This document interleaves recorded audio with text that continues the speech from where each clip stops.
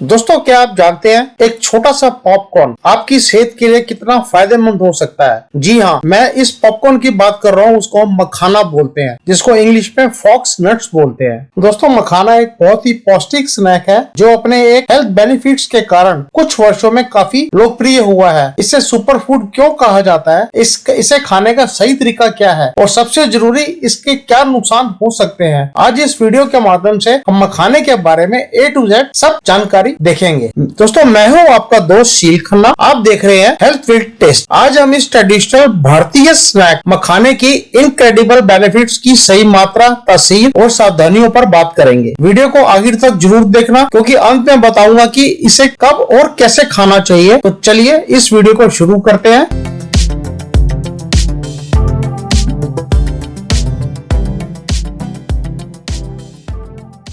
दोस्तों, मखाना सिर्फ एक स्नैक नहीं है, बल्कि यह पोषक तत्वों का पावर हाउस है। इसमें fibre, protein, magnesium, iron, calcium और फास्फोरस बहुत अधिक मात्रा में होते हैं। आइए इसके फायदों के बारे में डिटेल में समझते हैं। सबसे पहला जो इसका फायदा है, ये हमारा हार्ट के लिए बहुत हेल्दी है। हमारे हार्ट का ये फ्रेंड है। मखाने में पोटेशियम अधिक और सोडियम कम होता है, जो ब्लड प्रेशर को कंट्रोल करने में मदद करता है। यह बैड कोलेस्ट्रॉल को भी कम कर सकता है, जिससे दिल का दौरा पड़ने का खतरा कम होता है। पोटेशियम ब्लड प्रेशर को कंट्रोल करता है, क्योंकि यह शरीर से एक्स्ट्रा सोडियम को बाहर निकालने में मदद करता है। ब्लड वेसल्स को भी आराम देता है, जिससे वे चौड़ी हो जाती है और ब्लड फ्लो प्रॉपर तरीके से हो पाता है। यह शरीर का जो फ्लूइड बैलेंस है उसको भी बना के रखता है। हार्ट मसल को ठीक से काम करने में भी हेल्प करता है, जिससे ब्लड प्रेशर कम होता है और हार्ट से रिलेटेड प्रॉब्लम को भी कंट्रोल करता है और हमारा हार्ट इससे हेल्दी रहता है। अब इसके दूसरे फायदे की बात करते हैं, जो कि वेट लॉस को कंट्रोल करता है, वेट लॉस में हेल्प करता है। यह फाइबर से भरपूर होता है और इसको खाने से हमारा पेट लंबे समय तक भरा रहता है। इसमें कैलोरी भी कम होती है, इसलिए यह एक बहुत ही हेल्दी स्नैक है जो आपको अनहेल्दी चीजें खाने से रोकता है। जब आपका पेट भरा रहेगा तो आप जो फालतू की अनहेल्दी चीजें हैं वो आप खाने से बचोगे। तीसरा इसका जो फायदा है, ये हमारे जो बोन्स हैं, हड्डियां, उनको स्ट्रॉन्ग करता है। मखाने में कैल्शियम बहुत अधिक मात्रा में होता है। हर रोज इसको खाने से हड्डियां और दांतों को मजबूती मिलती है। खासकर लेडीज में और बच्चों के लिए यह बहुत फायदेमंद होता है। इसके बाद हम देखते हैं, ये डायबिटीज के अंदर भी काफी हेल्पफुल रहता है, शुगर को कंट्रोल करता है। मखाने का जो ग्लाइसेमिक इंडेक्स है वो बहुत कम होता है, जो आमतौर पर 30 से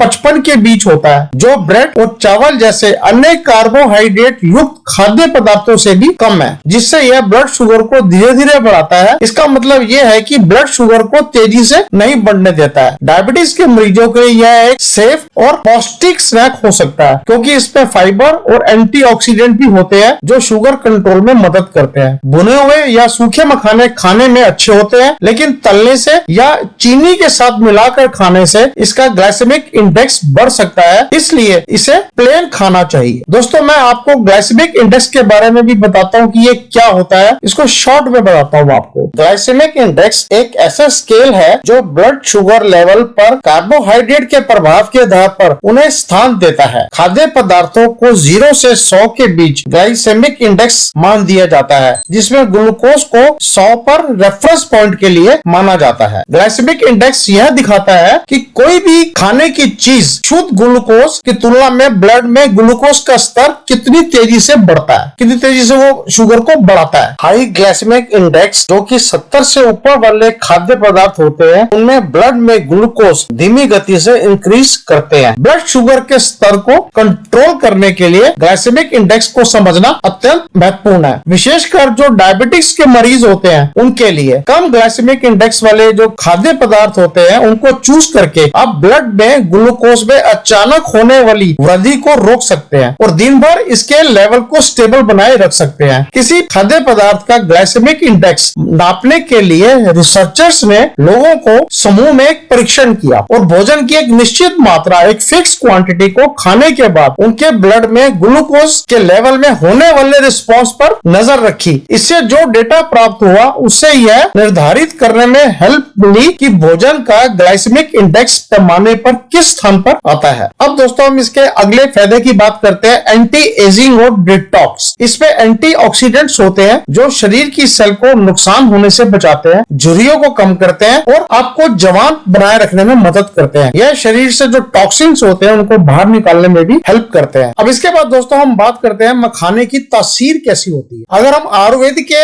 हिसाब से देखें, मखाना की तासीर ठंडी मानी जाती है। मखाने की तासीर ठंडी होने की वजह से यह पित्त दोष को शांत करने में मदद करता है। यह गर्मी के मौसम में शरीर को ठंडक देने के लिए बहुत अच्छा माना जाता है। इसलिए जब हम व्रत रखते हैं और तब गर्मियों में मखाना खाना विशेष रूप से फायदेमंद होता है। ठंडी तासीर के कारण यह पेट की जलन और एसिडिटी में भी आराम देता है। अब हम ये देखें कि मखाने को दिन में कितना खा सकते हैं, कितनी क्वांटिटी इसकी रिकमेंडेड है। अगर हम कोई भी चीज जरूरत से ज्यादा खाते हैं तो उसका नुकसान भी होता है। तो हमारा सवाल ये आता है कि एक दिन में हमें कितना मखाना खाना चाहिए। दोस्तों अगर इसकी हम बात करें, एक स्वस्थ वयस्क आदमी में, जो एक एडल्ट आदमी है, उसको एक दिन में 1 से 2 मिट्टी अप्रोक्सीमेट 20 से 30 ग्राम भुने हुए मखाने खा सकता है। यह जो क्वांटिटी है ये हमारे शरीर के लिए बहुत सफिशिएंट होती है और ये फाइबर भी देती है। और इसका दूसरा, वजन घटाने के लिए, वेट लॉस के अंदर भी हम इसको खा सकते हैं।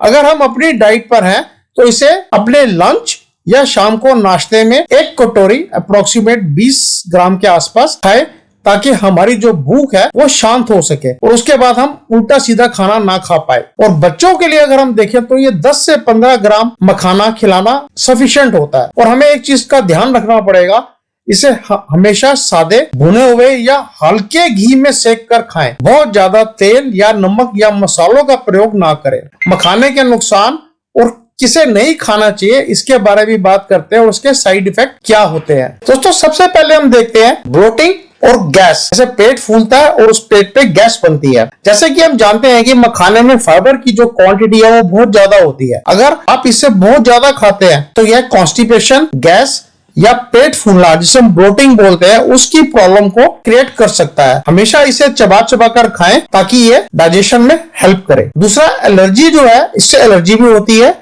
बहुत कम लोगों को मखाने से एलर्जी हो सकती है। अगर इसे खाने के बाद खुजली या सांस लेने में दिक्कत हो तो इसको तुरंत खाना बंद कर देना चाहिए। मखाने को खाने में किस किस को सावधानी बरतनी चाहिए? जिन लोगों को पथरी की प्रॉब्लम है उनको इसके खाने से परहेज करना चाहिए या डॉक्टर से पूछ के खाना चाहिए, क्योंकि इसमें ऑक्सैलेट की मात्रा अधिक हो सकती है। इसलिए किडनी की पथरी वाले मरीजों को इसकी लिमिट क्वांटिटी के अंदर या डॉक्टर से गाइडेंस लेके ही इसको खाना चाहिए। और दोस्तों जिनको कॉन्स्टिपेशन की प्रॉब्लम है तो उसको इससे खाने से बचना चाहिए और इसकी मात्रा को कम खाना चाहिए, कम क्वांटिटी में लेना चाहिए और इसके लिए डॉक्टर से सलाह जरूर लें। दोस्तों अगर आपके पाचन अग्नि, जो इसको डाइजेस्टिव फायर बोलते हैं, वो वीक है, जो कि इसकी ठंडी तासीर के कारण होता है, तो इसको अधिक मात्रा में खाने से पेट में भारीपन महसूस हो सकता है। और मखाने खाने का सबसे अच्छा तरीका है कि आप इसे कम घी में हल्का सा भून लें और उसमें काला नमक या सेंधा नमक मिला के आप इसको खा सकते हैं। इसको आप गुड़ वाले मखाने भी बना सकते हैं, जिसको कैरमलाइज्ड मखाना बोलते हैं, और उसके अंदर इसके गुड़ की लेयर लग जाती है और इसको आप बड़े अच्छे से खा सकते हैं। और इसका जो सबसे अच्छा समय खाने का है वह है सुबह का नाश्ता, ब्रेकफास्ट। सुबह के नाश्ते में आप 1 कटोरी मखाना खाने से दिन भर के लिए ऊर्जा मिलती है और यह आपको ओवर ईटिंग से भी बचाता है। शाम के स्नैक में भी आप ले सकते हैं बिस्किट या नमकीन की जगह। ये सबसे बेहतरीन और हेल्दी ऑप्शन है मखाना। रात को सोने से पहले रात को हल्के गर्म दूध के साथ मखाना खाने से नींद भी अच्छी आती है और हड्डियों को कैल्शियम भी मिलता है। दोस्तों ये वीडियो काफी लंबा हो रहा है। ये मेरा वीडियो मखाने का फर्स्ट पार्ट है। मैं आपको आगे 3 पार्ट और दूंगा, जिसके अंदर मखाने की रेसिपी बताऊंगा, जिसके अंदर गुड़ वाले मखाने, पेरी पेरी मसाला मखाना और काली मिर्च का मखाना, इसकी रेसिपी आपको अगले वीडियो में दूंगा। और मुझे उम्मीद है आपको ये मेरा वीडियो अच्छा लगा होगा। अगर आपको ये मेरा वीडियो अच्छा लगा, इसको शेयर और लाइक करना मत भूलिएगा। थैंक यू दोस्तों, थैंक यू फॉर वॉचिंग।